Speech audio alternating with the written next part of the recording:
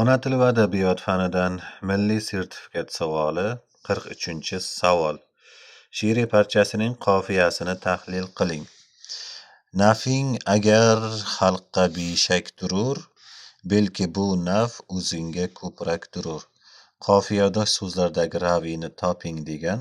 Demak, qofiyadosh so'zlar bu beshak durur va ko'proq durur bo'ladida.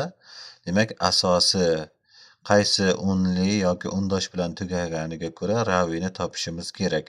Demak, beshak durur so'zining asosi bu beshak bo'lganligi, ko'proq durur so'zining asosi ko'proq bo'lganligi uchun demak oxirgi tovushi k bo'ladi va demak raviysi k tovushi bo'ladi.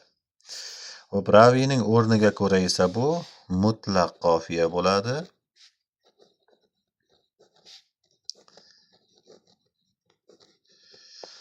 Chunki demak asosdan keyin qo'shimchada ham qofiyadoshlik davom etsa bu mutlaq qofiya deyiladi.